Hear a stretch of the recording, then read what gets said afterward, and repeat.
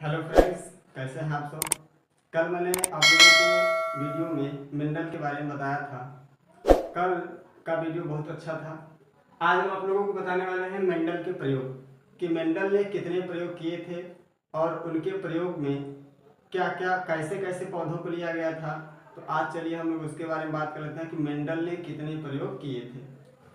तो शुरुआत करते हैं मेंडल के प्रयोग। मेंडल ने कितने प्रयोग किए, मेंडल ने क्या क्या प्रयोग किए थे। तो मेंडल ने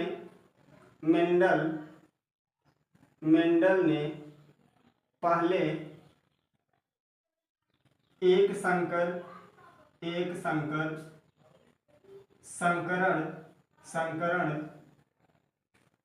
मेंडल ने पहले एक संकरण प्रयोग उसके बाद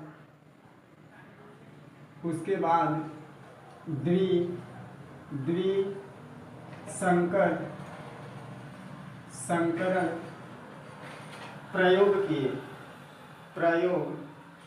प्रयोग किए। मेंडल ने पहले एक संकर प्रयोग किया, उसके बाद मेंडल ने द्विसंकर प्रयोग किया। अब एक संकर प्रयोग क्या है और द्विसंकर प्रयोग क्या है, इसको हम लोग आगे देख लेते हैं कि एक संकरण प्रयोग किसे कहते हैं। तो वीडियो की शुरुआत हुई अच्छी, तो आप सब बने रहिए। एक संकरण प्रयोग, एक संकरण प्रयोग किसे कहते हैं। उसके बाद हम लोग पढ़ेंगे द्विसंकर प्रयोग किसे कहते हैं। पहले एक संकर प्रयोग पढ़ लेते हैं कि एक संकर प्रयोग है क्या। तो मेंडल ने एक संकर प्रयोग किया। एक संकर प्रयोग है क्या, जब एक लक्षण वाले पौधों पर ध्यान केंद्रित करके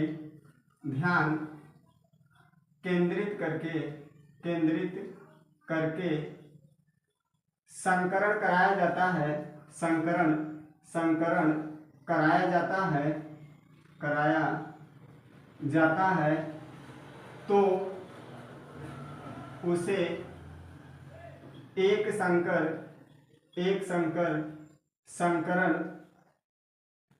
कहते हैं।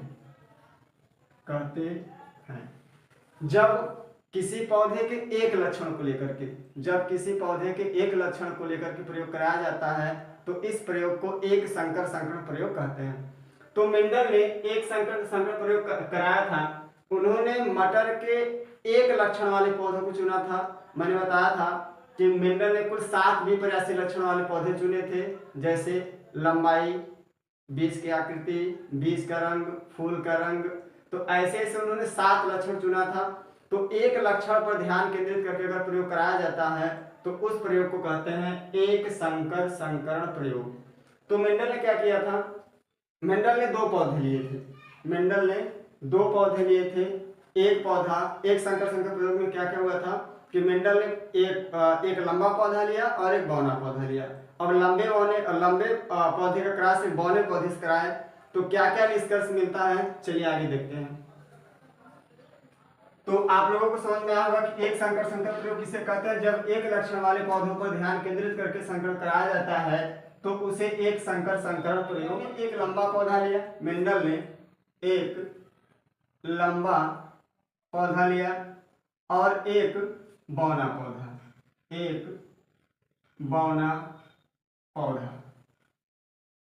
एक लंबा पौधा और एक बौना पौधा। तो कोई भी पौधा हो, चाहे लंबा हो चाहे बौना हो, उसमें गुणसूत्र सदैव जोड़े में होते हैं। मेंडल को उस समय पता नहीं था, जैसे इसमें हम लोगों के मनुष्य में कुल 46 गुणसूत्र होते हैं, अर्थात 23 जोड़ा। तो ये जो गुणसूत्र 46 जोड़े हैं, तो मेंडल को ये नहीं पता था कि ये क्या है। और गुणसूत्र सदैव जीन्स, हमारे जो जीन्स होते हैं, जीन सदैव जोड़े में होते हैं, जैसे 23 जोड़ा हम लोगों में पाया जाता है। तो मेंडल को उसमें पता नहीं था। तो मेंडल ने जीन्स को क्या कहा, कि एक कारक नाम दिए। मेंडल ने जीन को एक कारक कहा क्योंकि उनको पता नहीं था क्या होता है। तो उन्होंने एक कारक नाम दिया तो मेंडल ने एक लंबा पौधा का क्रॉस एक बौने पौधे से कराया, तो लंबे पौधे को उन्होंने डिनोट कर दिया कैपिटल टी और कैपिटल टी से। लंबे पौधे के जीन को उन्होंने डिनोट कर दिया कैपिटल टी और कैपिटल टी। अब यहाँ टॉल होता है, टॉल मीन्स लंबा, ड्वार्फ मीन्स बौना। तो ड्वार्फ में डी नहीं लिखेंगे, उन्होंने क्या किया था कि इसी का स्मॉल लेटर यूज किए थे, स्मॉल टी और स्मॉल टी। होता क्या है कि जीन का समसूत्री विभाजन होता है, समसूत्री विभाजन, समसूत्री विभाजन। समसूत्री विभाजन क्या है कि ये कैपिटल टी था, ये आधे आधे में डिवाइड हो जाएंगे, एक कैपिटल टी इसमें और एक कैपिटल टी इसमें, यही समसूत्री विभाजन है। अर्धसूत्री विभाजन का है, समसूत्री विभाजन का है, बात वही है। तो चलिए आगे देख लेते हैं। तो मेंडल ने एक लंबे पौधे का क्रॉस एक बौने पौधे से कराया, तो इनका जो समसूत्री विभाजन होगा, समसूत्री विभाजन, तो एक यहाँ कैपिटल टी, एक कैपिटल टी यहाँ डिवाइड हो गए, उसके बाद इसके भी स्मॉल टी स्मॉल टी। समसूत्री विभाजन होने के बाद ये पहली पीढ़ी है, प्रथम पीढ़ी फर्स्ट जनरेशन, प्रथम पीढ़ी। अब एक लंबे पौधे का क्रॉस एक बौने पौधे से कराया गया, तो मेंडल ने एक लंबे पौधे का क्रॉस एक बौने पौधे से कराया, तो क्रॉस क्या हुआ, इसका क्रॉस इसके साथ कराए तो उनको मिला इसका कैपिटल टी और इसका स्मॉल टी आएगा इसमें। ये जो बनेगा ये क्या बनता है, इसको हम लोग कहते हैं युग्मनज, इंग्लिश में कहते हैं जाइगोट। तो युग्मनज जो बना, अब देखते हैं इसका क्रॉस इसके साथ कराया गया, तो कैपिटल टी स्मॉल टी, इसका क्रॉस दोनों से हो गया, इसका क्रॉस इससे, तो कैपिटल टी स्मॉल टी, फिर इसका क्रॉस इससे कैपिटल टी स्मॉल टी। तो आप लोगों को मैंने बताया था वीडियो में कि ये लंबा और बौना, देखिए एक प्रभावी लक्षण होता है, एक प्रभावी लक्षण और एक अप्रभावी लक्षण। प्रभावी लक्षण क्या है और अप्रभावी लक्षण क्या है? जो जीन अपना लक्षण प्रदर्शित करता है प्रभावी लक्षण कहलाता है, जो जीन अपना लक्षण प्रदर्शित नहीं करता है अप्रभावी लक्षण कहलाता है। तो मेंडल ने क्या कहा था कि अगर जो लंबे पौधे का, लंबा हमारा जो होता है, लंबा ये प्रभावी होता है और जो बौना है, बौना ये अप्रभावी होता है, अप्रभावी। तो लंबे को उन्होंने कहा प्रभावी और बौने को कहा अप्रभावी। तो जो जीन अपना लक्षण प्रदर्शित करता है प्रभावी लक्षण कहते हैं, जो जीन अपना लक्षण प्रदर्शित नहीं करता है अप्रभावी लक्षण कहते हैं। तो उन्होंने देखा कि लंबा इसमें भी हुआ, इसमें भी, इसमें भी, इसमें भी। तो इसमें प्रथम पीढ़ी में मेंडल ने देखा कि सभी लंबे पौधे प्राप्त हुए। मेंडल ने प्रथम पीढ़ी में देखा कि ये भी लंबा पौधा प्राप्त हुआ, ये भी लंबा, ये भी लंबा और ये भी लंबा। लंबा तो है लेकिन ये संकर लंबे हैं, इनको क्या कहेंगे? संकर लंबा, संकर लंबा, ये सभी दोनों संकर लंबे। तो मेंडल को बड़ा अजीब लगा कि जब मैंने एक लंबे पौधे का क्रॉस एक बौने पौधे से कराया तो बौने पौधे का लक्षण कहाँ गया।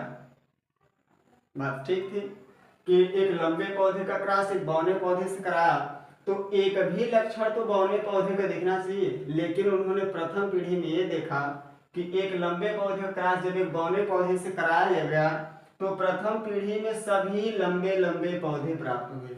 तो मेंडल ने सोचा कि बौने पौधे का लक्षण गया तो गया कहाँ गया। तो उन्होंने क्या किया कि दूसरी पीढ़ी मतलब दूसरी पीढ़ी में स्वपरागण कराया। ये तो कृत्रिम परागण कराए थे, ये जो परागण हुआ था हमारा ये कृत्रिम परागण था, कृत्रिम परागण।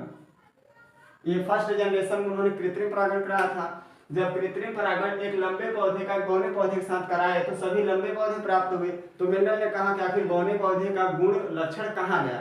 तो उन्होंने स्वपरागण होने दिया, जो बीज इनसे बना एक लंबे पौधे कराए से बौने पौधे से कराए थे, तो जो ये बीज हमको प्राप्त हुआ था इसको उन्होंने क्या कहा, उन्होंने इसका स्वपरागण होने दिया, मतलब जो बीज बने इनको उन्होंने फिर से बोया और अपने से फलने फूलने दिया, तो उसको कहे स्वपरागण। अब स्वपरागण में होगा क्या, चलिए देख लेते हैं। सेकेंड पीढ़ी, या यहां पर लिखें स्वपरागण। स्वपरागण उन्होंने कहा F2 पीढ़ी, F2 पीढ़ी।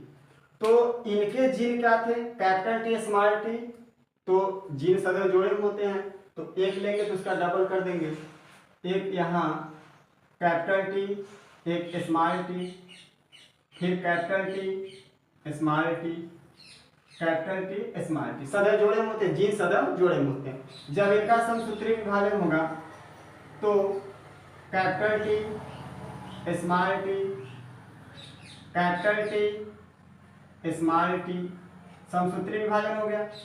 अब H2 जैसे ये क्रॉस हुआ वैसे उसको भी हम लोग कर लेते हैं, तो देखते हैं ये इससे क्रॉस करेगा तो कैपिटल टी, इसका इसके साथ होगा तो इसमें कैपिटल टी है और इसमें स्मॉल टी है, इसका क्रॉस इससे कराएं तो small T capital T small T, फिर क्रॉस इसका इसके साथ कराया गया तो स्मॉल टी।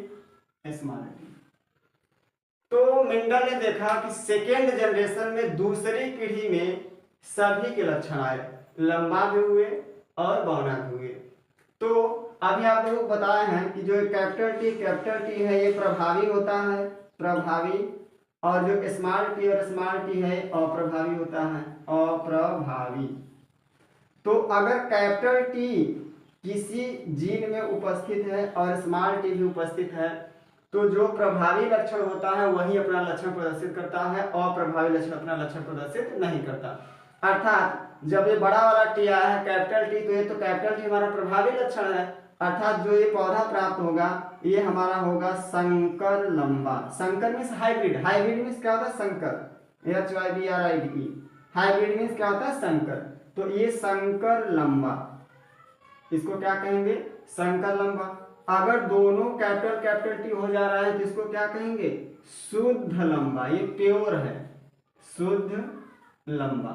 यदि दोनों स्मॉल टी आ जा रहे हैं तो इसमें तो प्रभावी लक्षण का गुण गया ही नहीं है, कैपिटल बड़ा वाला टी नहीं गया, तो ये छोटा सा वाला टी है तो इसको क्या कहेंगे, शुद्ध बौना, शुद्ध बौना। क्लियर, तो उसमें देख लेते हैं।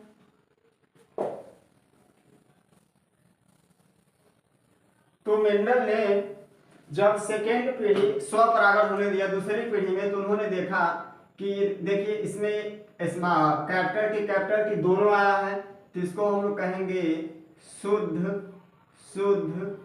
लंबा। ये क्या है, ये संकर लंबा। अभी बताया कि जो जीन अपना लक्षण प्रदर्शित करता है प्रभावी लक्षण, जो जीन अपना लक्षण प्रदर्शित नहीं करता है अप्रभावी लक्षण। तो प्रभावी लक्षण क्या है, लंबा, और अप्रभावी लक्षण क्या है, बौना। तो इसमें सब लंबे कैपिटल टी आया तो प्योर है, शुद्ध लंबा। कैपिटल टी आया है मतलब ये क्या है, प्रभावी है, एक लंबा प्रभावी होता है तो ये क्या हो गया, लंबा। ये भी कैपिटल टी स्मॉल टी, इसको भी क्या कहेंगे, संकर लंबा। इसमें देखिए दोनों स्मॉल टी आया है तो ये तो बौने का लक्षण है, बौना तो है लेकिन ये शुद्ध बौना है, इसको कहेंगे प्योर बौना हुआ। तो मेंडल ने जब दोनों कृत्रिम परागण और पर परागण जब कराया तो पहली पीढ़ी में जब उनको लक्षण सिर्फ प्रभावी लक्षण ही दिखाई दिया, अप्रभावी लक्षण नहीं दिखाई दिया, तो उन्होंने सेकेंड पीढ़ी में क्या किया, स्वपरागण होने दिया, जितने भी उसके बीज बने थे उसको फिर से बोया और स्वपरागण होने दिया, अपने से वो परागण की क्रिया किए। तो दूसरी पीढ़ी में उन्होंने ये देखा कि एक शुद्ध लंबा, एक शुद्ध बौना और 2 संकर लंबे पौधे प्राप्त हुए। तो इसमें एक बहुत इंपॉर्टेंट प्रश्न पूछा जाता है, आप लोग कमेंट बॉक्स में जरूर कमेंट करिएगा, मैं बता भी दे रहा हूं फिर भी आप सब कमेंट करिएगा कि कितने लोगों को उत्तर याद रहता है बिना वीडियो देखे। तो इसमें पूछा जाता है लक्षण लक्षण लक्षण प्रारूपिक प्रारूपिक अनुपात, लक्षण प्रारूपिक अनुपात। और एक पूछा जाता है जीन प्रारूपिक प्रारूपिक अनुपात। ये बहुत मोस्ट प्रश्न है।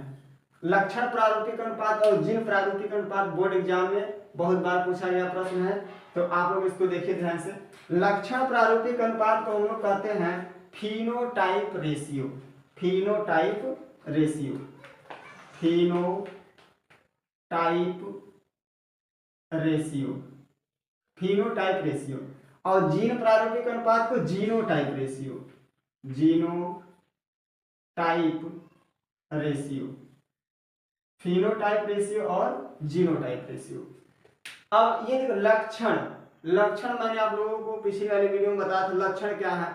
जैसे माता पिता के लक्षण जो संतानों में जाते हैं, जैसे त्वचा का रंग, बाल का रंग, लंबाई, ठीक है, तो ये सब क्या है? ये सब लक्षण है। और जीन, जीन बताएं ये सब क्या है? टी, ये जो स्मॉल टी कैपिटल टी लिखे हैं, ये हमारा क्या है? जीन है।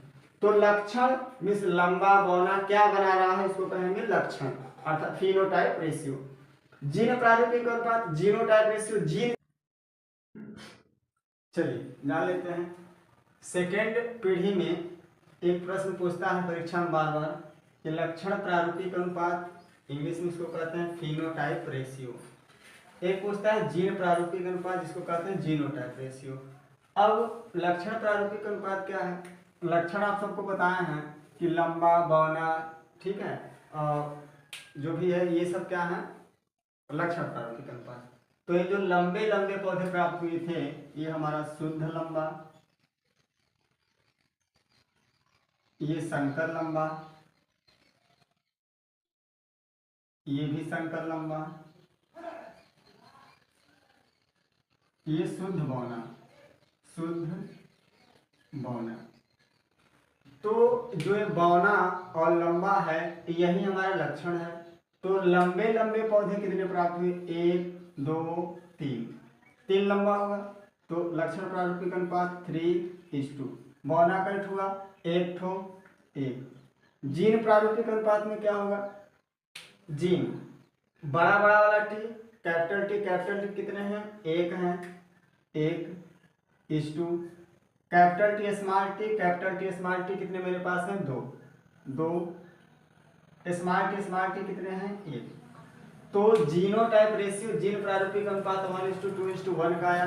तो आप सबको ये वीडियो अच्छी लगी होगी, जहाँ तक आशा है मेरी।